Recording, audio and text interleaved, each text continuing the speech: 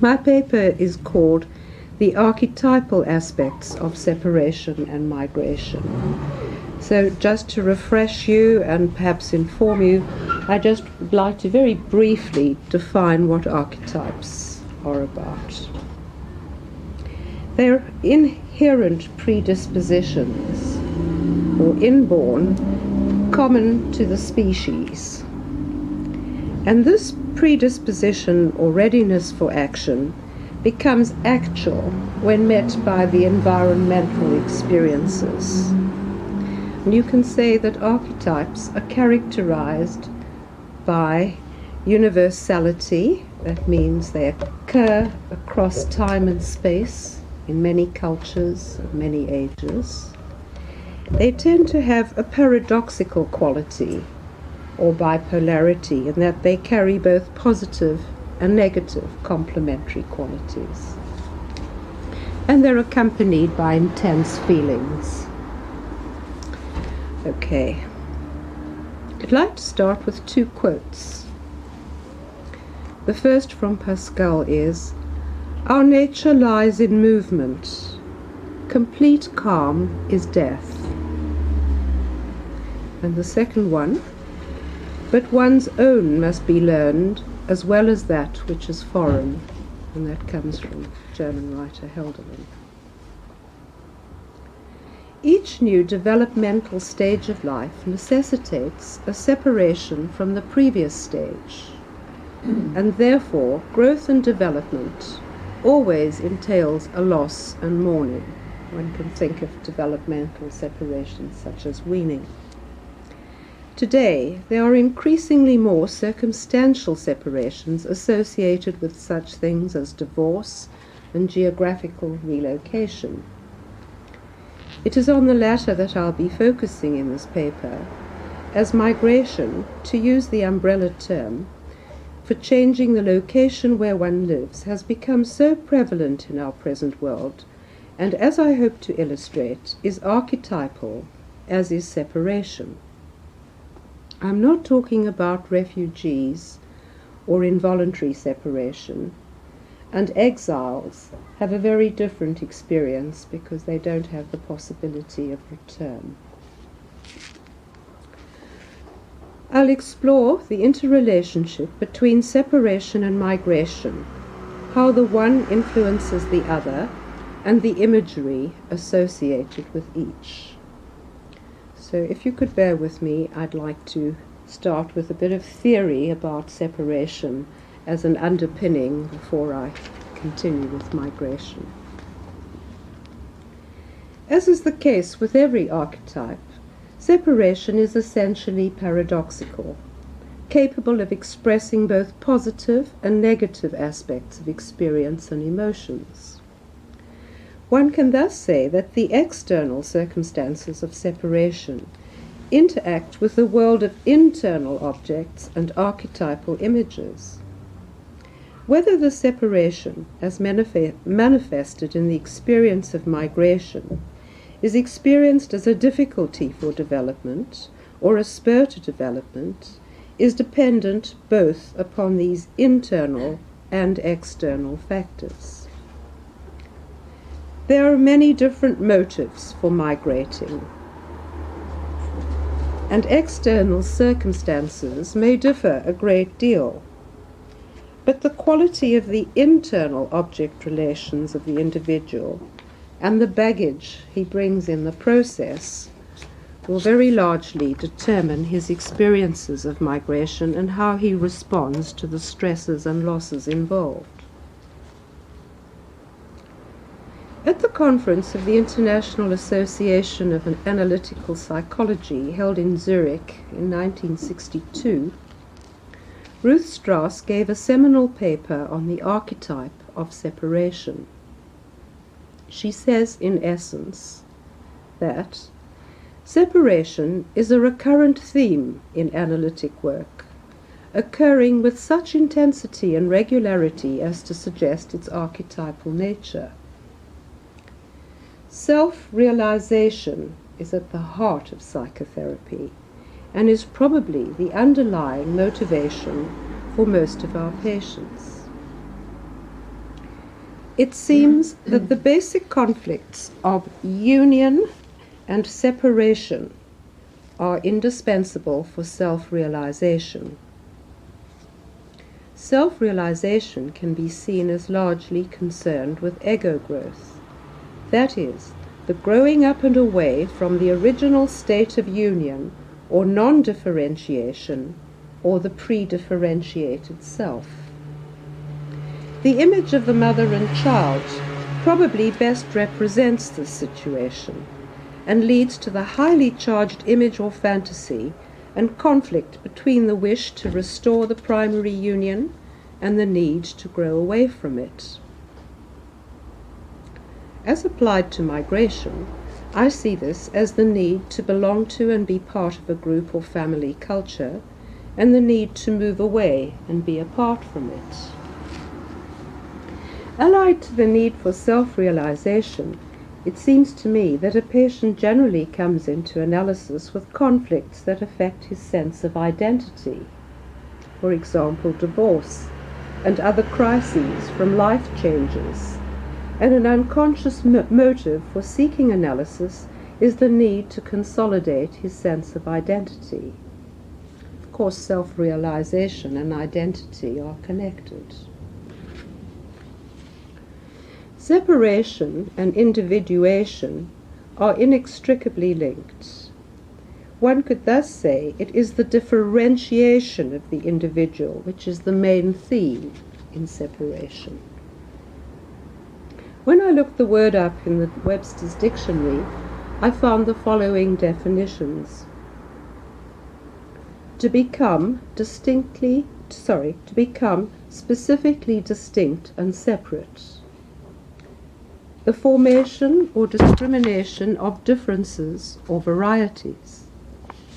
In biology, it is the mode of the differentiation of the species, and Huxley is quoted thus: "The faculties arose by process of natural differentiation out of the primitive university." Differentiation is therefore a mark of higher organization. This is quoted from the dictionary. Differentiation or higher organization is an important concept in that individuation means not only being separate and distinct, but also the complex and unique personality that one can become. A theoretical concept which I find useful when thinking about ego development is Michael Forden's theory of deintegration and reintegration. Very briefly, he postulates a primary self which is inborn, innate, and contains all the archetypal potentials. This needs to come into contact with the environment in order to actualize. And thus the infant deintegrates or unfolds and unpacks its contents, comes into contact with the environment, usually mother, and her response is introjected and reintegrated to become an internal object. Gradually, the fragments of ego that begin to develop in this alternating process of deintegration and reintegration cohere to form the ego, and this process continues throughout life. I feel that in migration there's a massive deintegration unfolding. One last theory.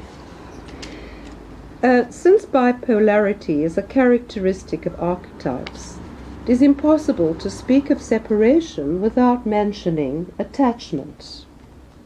One needs to become attached before one can separate.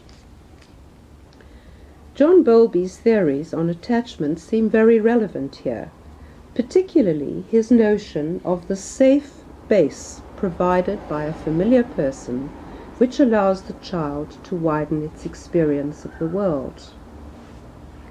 The safe base as a prerequisite for exploratory behavior is referred to in his classic example of how when a child is aware of mother's presence or her whereabouts, he can begin to explore the environment. leaving her for short forays into the unknown and returning to her side, either to check up that she's still there or for safety. He may then initiate a longer exploration of the surroundings before returning to mother or the safe base. Throughout the rest of a person's life, he is likely to show the same pattern of behavior, moving away from those he loves for ever-increasing distances and lengths of time, yet always maintaining contact and sooner or later returning. This recurrent toing and froing is a paradigm for subsequent development.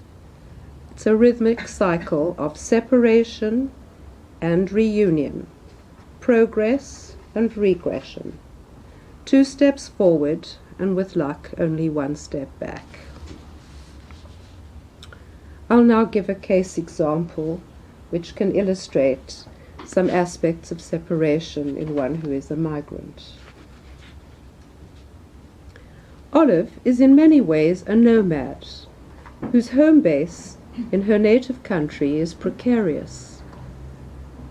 She was born in one country where she lived for the first 5 years of her life until the family, who were political exiles, emigrated to another where she was raised and educated.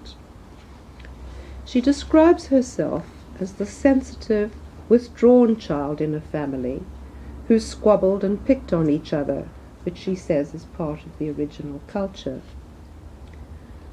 After living for a while in other countries, she returned to her home country and then she came back to England to further her studies. The main theme in her early therapy, to be repeated at intervals, was whether to remain here and finish her studies or return to her home country. And this would be repeated again and again. London was an awful place, cold, unfriendly, and racist. So why did she not return? It seemed that attachment to me, or to this country, was experienced as dangerous. Containment was experienced as being trapped or in a cage, and this would lead to the opposing wish to escape or run away. This was expressed by her at times by saying she would be trapped in London and never able to leave and return to her own country, let alone find a suitable mate here. Thus, commitment or attachment can mean being swallowed up by the archetypal devouring mother and facing the horrors of mother's insides, which she both wanted to penetrate, she could be very intrusive, and yet feared. The painful realization which dawned on her was that she would have to live with herself in either place. I came across a quote from Baudelaire which expresses this archetypal theme, particularly relevant to migrants. He says, "This life is a hospital in which each sick man is possessed by a desire to change beds. One would prefer to suffer by the stove. Another believes he would recover if he stays by the window. I think I would be happy in that place I happen not to be. And this question of moving house is the subject of a perpetual dialogue I have with my soul." The quality of her original attachment and object relations is questionable, as it did not seem to provide a secure base. She experienced considerable guilt at living here in a better material situation than her family and not contributing to the care of aging parents. This guilt at separation is not uncommon. It seemed at times as if she was saying, "How could I have abandoned them? I have abandoned myself." This lack of attachment and loneliness was very painful for her socially. She spurned the company of compatriots and seemed to make a virtue of solitude, believing either that she'd chosen it for its enjoyment or been subjected to it to suffer on its account. Somehow she could define herself by her hatred in relation to me and others. Hatred seemed to make her feel real, solid, and existing. She could thus project outside that hatred she bore within herself against everybody and nobody, and mostly towards herself in her depressed times. For a long time, she was at odds with everyone in her environment. Her boss, her flatmates, her friends, and of course me. She projected blame onto the other. It was never her fault or doing. Without the shelter of family or old friends, she had no haven against paranoid anxieties. In time, it became more possible for Olive to integrate her shadow and have sufficient internal space to accommodate it. After a series of bad experiences with flatmates and a few moves within London, echoing her nomadic patterns, Olive eventually bought her own home. This was a big move for her, as it provided some rootedness when she had formerly professed anti-materialist feelings and no wish to be attached to things. One can travel lighter without the burden of material goods. Having her own home was related to de-integration in that she discovered practical skills she had previously never exercised. A very important part of her therapy was her decision to end and separate from me. There ensued considerable mourning at the ending, and her dreams indicated that she might regret it. However, she worked hard at genuine separating, and I hope she is richer for the experience. I'd like to talk a little bit now about the anxieties which migrants might experience and their defenses. Olive illustrates in her personal way some conflicts which affect other migrants. Her chronic indecision about whether to remain in England or return to her own country reflects some dissociation and splitting, which was her defense against intolerable anxieties. Migration and separation may awaken various anxieties, which can differ greatly in intensity, duration, and quality. Dissociation is a way of keeping them at arm's length. Persecution anxiety is related to anxiety in the face of change and the unknown, whereas depressive anxiety is related to the mourning for objects and those left behind and the lost parts of the self. And then you get confusional or disorienting anxiety, which springs from the confusion between the old and the new. Migrants often endow the country left behind with every virtue and view the new country as full of defects, which may be experienced in a persecutory way. Persecution anxiety thus arises in the face of change and the unknown and the frightening aspects of a new culture. When the pain is not born as depressive suffering, it may become transformed into a feeling of persecution, in which a person experiences departure as an expulsion from home or being unloved, even though he decides to leave. It's a sort of punishment. He may also feel as if he deserves to be punished from the guilt of feeling he has abandoned those left behind. The inverse often occurs as well, where there is an idealizing of all new aspects and experiences in the society which has taken the immigrant in, while he may at the same time devalue the people and places he has left behind. This latter stance can be a manic defense against the mourning of what has been lost. The split may be maintained, even though there's an alternation in the two states, with the good on one side and the bad on the other, to prevent confusion between the good and bad. Olive was unable to fully mourn for a long time the loss of her family, friends, and culture. This made it difficult for her to work through her persistent depression. Mourning is an integral part of migration and exile because loss is such a predominant feature. There is a loss of the protective motherland, the people left behind, lost social roles and lost parts of the self. The individual is confronted with the primary fears of losing established structures and of losing familiarity with prescribed rules of social behavior.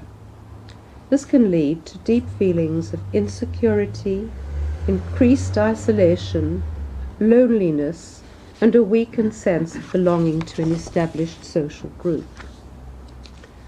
Referring again to Olive, it does seem that individuals with good internal object relations will have a decreased tendency to paranoid reactions and a greater likelihood of projecting good internal objects onto the external world at the appropriate time. In the process of change, there are periods of pain, disorganization, and frustration. But if these are overcome and worked through, then the changes offer the possibility of growth and an enriched development of the personality. I would now like to look at some archetypal aspects of nomads and migration. Migration is a universal phenomenon, and mythology is rich on the subject. Perhaps those myths concerned with creation are the deepest and most important. Many creation myths contain the idea of separation. For example, the separation of the world parents. Neumann talks about the separation of Father Heaven from Mother Earth, or of an egg in two halves, all of which symbolize the dawn of consciousness. Of course, we see the same theme in Genesis, where God separates light from darkness. Let there be light. And also where he creates Eve from Adam's rib. Here we have the creation of a new entity following on the process of separation. Then, as the biblical account proceeds, we learn of the fall and of the casting out of Adam and Eve from the original state of bliss, another separation, and of them having to wander the earth, to migrate, after having acquired differentiation in the knowledge of good and evil gained from the eating of the apple. In mythology, the figure of Odysseus looms large, and the Odyssey can be seen as a journey back to the self, in that Odysseus, in spite of all his meanderings, comes back to his homeland. Another migrant, not a mythical character, was Dante, one of the Middle Ages' most interesting writers. Dante was in fact an exile who was compelled for political reasons to leave his native Florence and wrote the entire text of the Divine Comedy in exile. This complex, marvelous poem is an extraordinary device for him to endow himself with the universe at the time when his own proper place was lacking. His lines on the fate of the exile and the nostalgia it entails are memorable.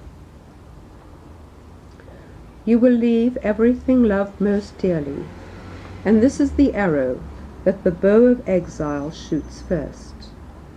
You will learn how salty the bread tastes in others' houses, and how hard is the going up and down of others' stairs. It is worth noting how much Dante favors Ulysses, with whom he seems to identify. Ulysses was also prominent for James Joyce, himself an exile, who roamed through a divided culture, Greek, Jewish, Christian, in a question for his elusive individuality. Bruce Chatwin's book, The Songlines, was a revelation to me in that his descriptions of his personal travels and experiences among Australian Aboriginals illustrate the theme of migration from an archetypal perspective. Chatwin was obsessed with the topic of nomads most of his life, being something of a nomad or traveller himself, and living with tribes in the desert in Africa, etc. He went to Australia after becoming fascinated with the traditional Aboriginal custom of the walkabout and its connection with the songlines. These are a labyrinth of invisible pathways which meander all over Australia and are known to Europeans as dreaming tracks or songlines, to the Aborigines as the footprints of the ancestors or the way of the Lord.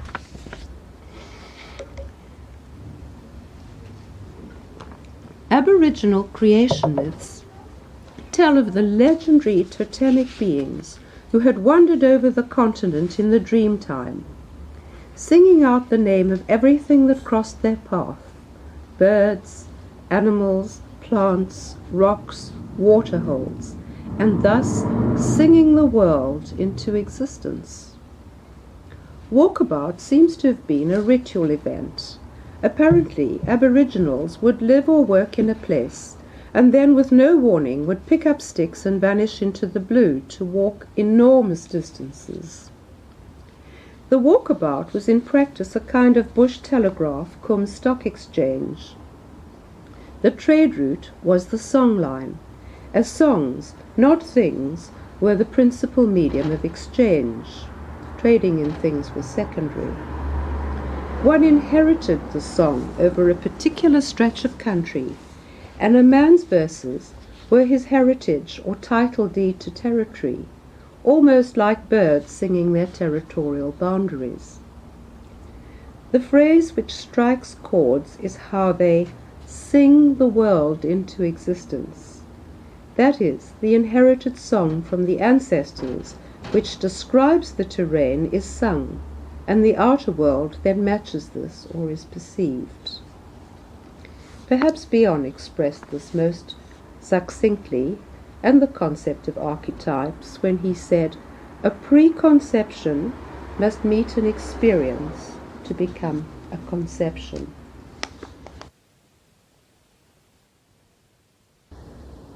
Initiation is a common archetypal theme in important rites of passage, and is illustrated in the hero myths. In many cultures, the initial initiation rites lead the individual from one stage of life to the next, and can be seen to have as one of their functions the separating of the new phase from the old one.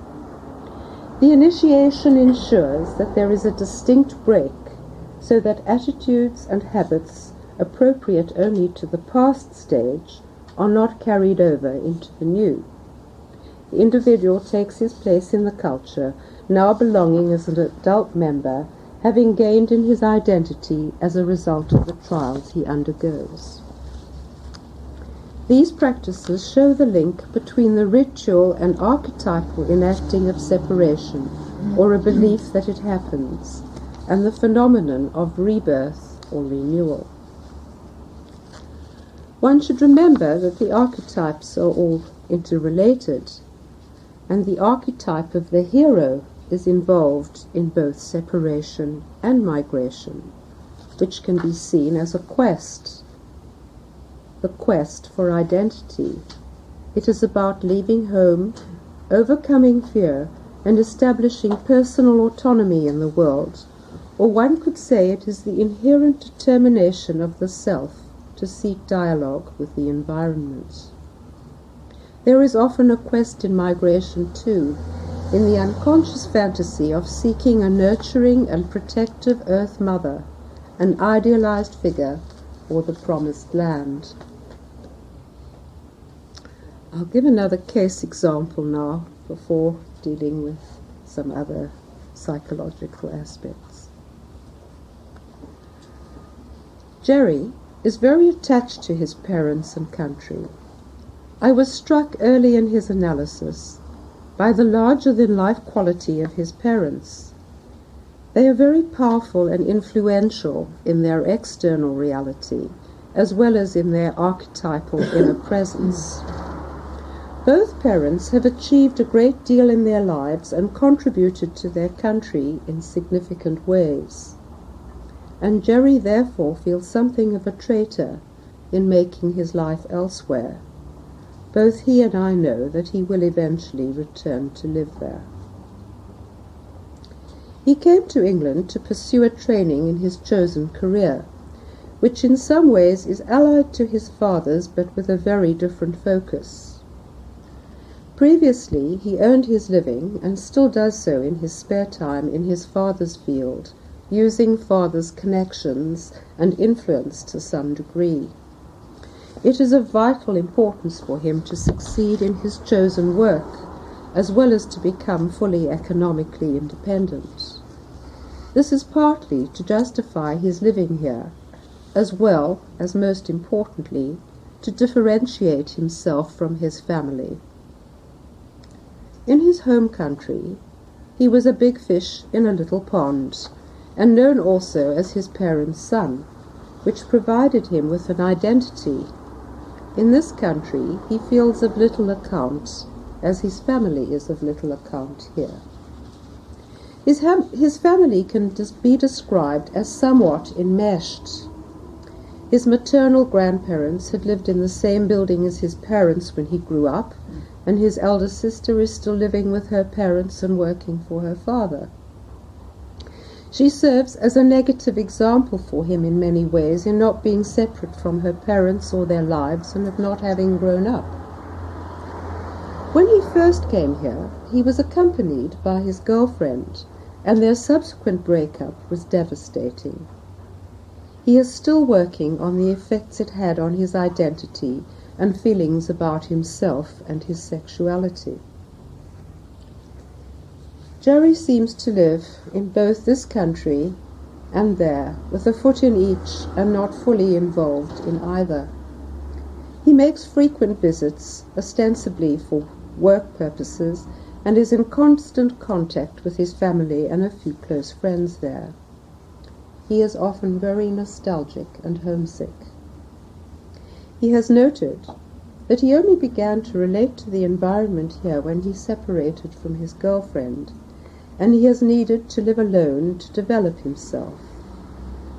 He is often bored and restless and finds difficulty in engaging deeply in his work projects.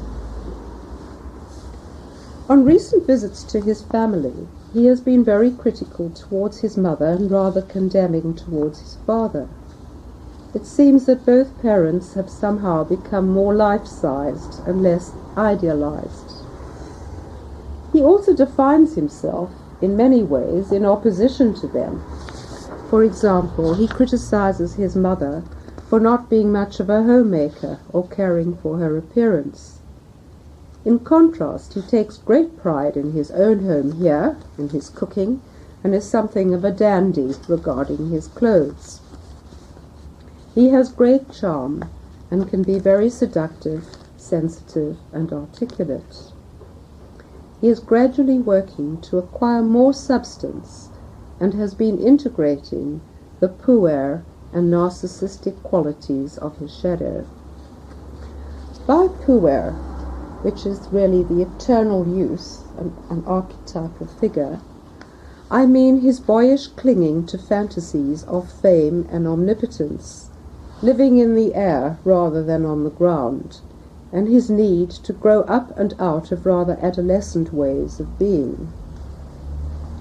In his work there is an all-or-nothing quality, in that he is unwilling to compromise with those who commission his work, and he needs to have his name in lights or be famous and at the top of the ladder without the necessary apprenticeship or development at a slower pace.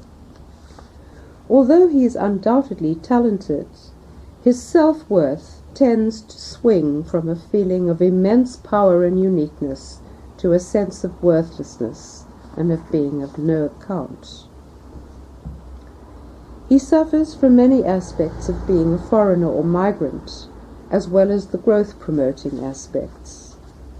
He has to mourn the loss of some of his former ideals, give up some fantasies, and realize potentials and a truer sense of himself in the world.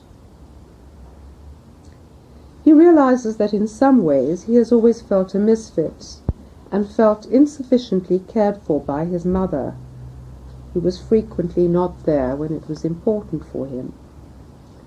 He turned to his grandmother and weeps when he talks about her warmth and nurturance. He has also been mourning his grandfather, with whom he can now identify, possibly in a resolution of the Oedipal conflict one generation removed. I describe Jerry as having puer qualities, and in some way he often feels rather adolescent to me, especially his sense of identity that is central to his separation conflicts. Writers on adolescence often refer to alienation, which in extreme cases may be experienced by migrants, who, like adolescents, are in a period of transition and making their way anew in a strange culture. This feeling of alienation can manifest in chronic boredom or apathy, or a restlessness and drifting. Unpredictability of behavior is not uncommon, because the individual lacks a firm self-concept or a sense of crystallized identity and value orientation, and this which permits him to approach difficulties with a frame of reference that has any degree of continuity. The various identity questions of adolescence can be repeated in migrants, such as, who am I? Where am I going? And what is the meaning of life?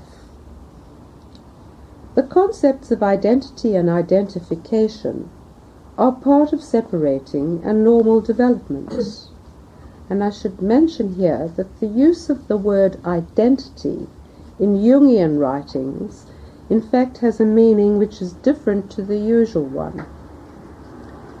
The Dictionary of Jungian Analysis defines identity in various ways and says it is an unconscious tendency to behave as if two similar entities were in fact identical. Also, identity is now used as a general term to cover the whole range of phenomena in infancy, when a clear conscious differentiation between subject and object has not yet arisen. In fact, identity is now seen as necessary in leading to attachment, from which separation can commence. But to talk about identity again in the usual sense, migration can pose threats to an individual's sense of identity. One's sense of identity is developed through one's connection to others. And establishing a sense of identity means stability in the face of changing life cycles. Leon and Rebecca Grinberg have described a schema of how identity is formed. They say that identity is born of the continuous interaction among spatial, temporal, and social integration links.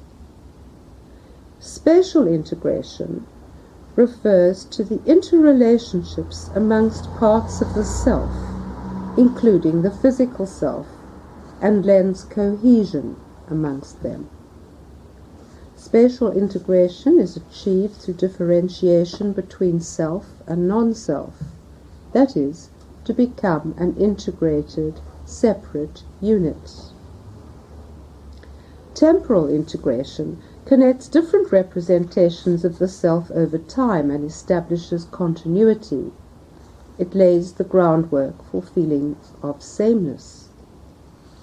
Social integration is to do with relationships between aspects of the self and aspects of objects. These relations are established via projective and introjective identification, which helps to create the feeling of belonging. migration can affect all these types of integration. New immigrants may experience the intense conflict between the desire to assimilate with others so as not to feel left out or different, and the conflicting desire to be different so as to continue to feel the same.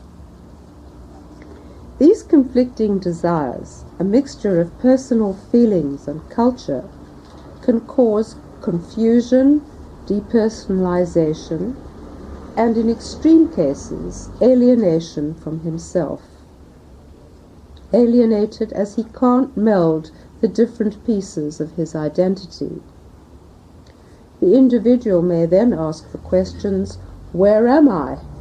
What am I doing here? Disturbances of temporal identity can be marked, and this is often expressed by migrants who bring familiar objects with them, so they can recognize through them a continuity with their past. Often non-human objects can assume great importance. A common experience is feeling better when the furniture arrives, even though it may be non-functional in the new environment. These familiar objects can also emphasize the difference between the immigrant and inhabitants of the new country, and help them bear the sorrow of being in a place with no roots, memories, or history for them. Incidentally, food can take on a special importance because it symbolizes the earliest link with the mother or mother's breast. Immigrants may seek nostalgically for the food of their own country. The social integration link is most observably affected by migration. The immigrant is a stranger and may lose most of the social roles he once played, family, professional, etc. This can lead to feelings of not belonging to any group of people that confirm one's existence. The migrant ceases to belong to the world he left behind and does not yet belong to the world in which he has newly arrived. Furthermore, there is an inevitable exclusion during early stages of settling in a new environment.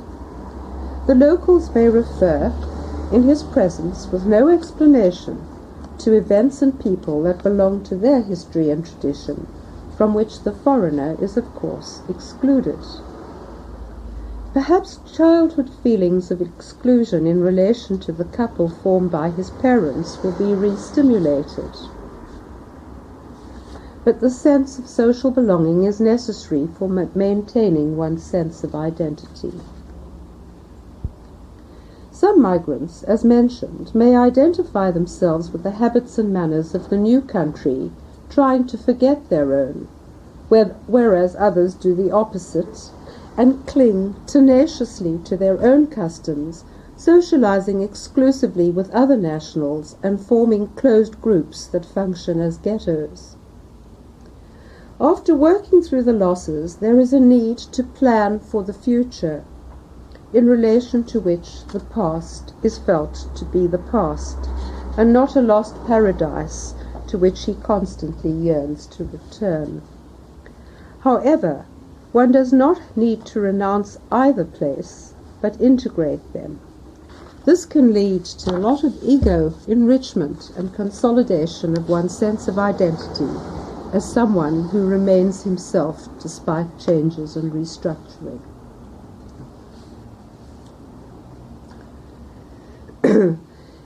Aside from migrants feeling outsiders or foreigners, it's really useful to look at how the new country receives foreigners.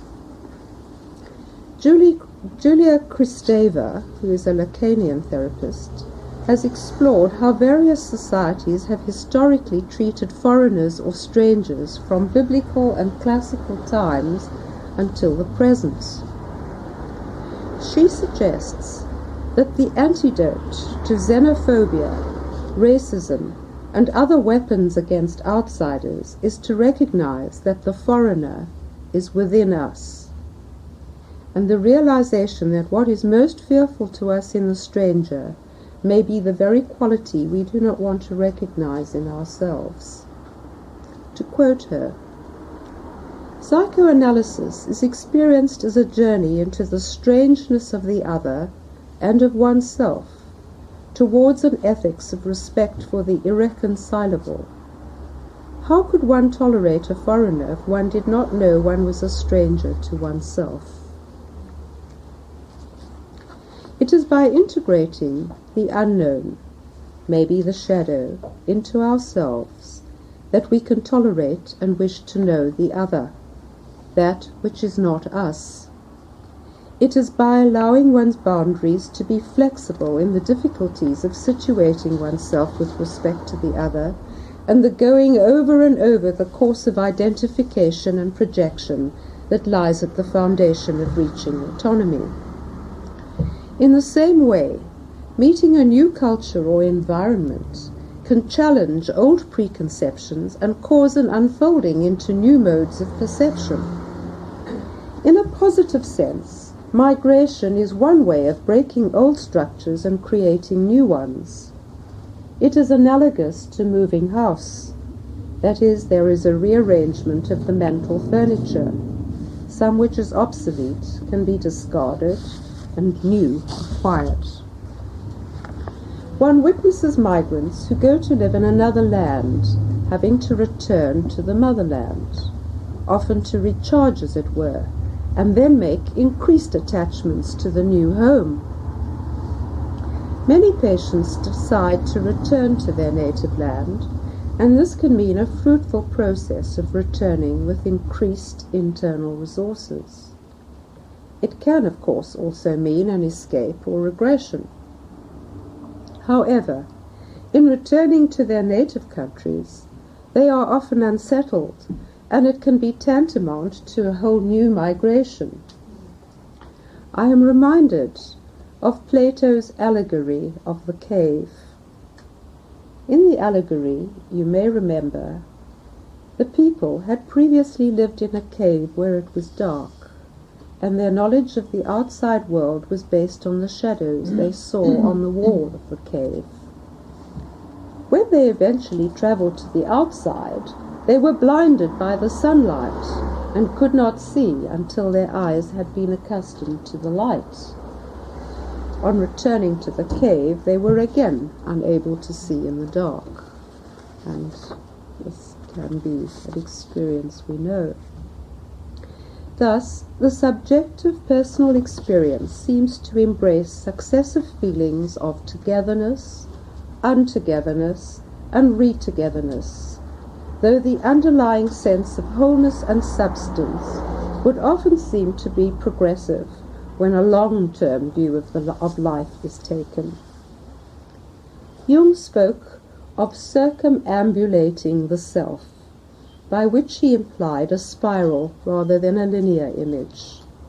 When one feels back at square one, it is probably a repeated view of the landscape from another angle. One should remember, however, that separation is only one part of the total picture. The final stage is resynthesis or reunion. And perhaps I can conclude with the words with which T.S. Eliot concludes his fourth quartets. With the drawing of this love and the voice of this calling, we shall not cease from exploration, and the end of all our exploring will be to arrive where we started and know the place for the first time. Through the unknown, remembered gate, when the last of earth left to discover is that which was the beginning.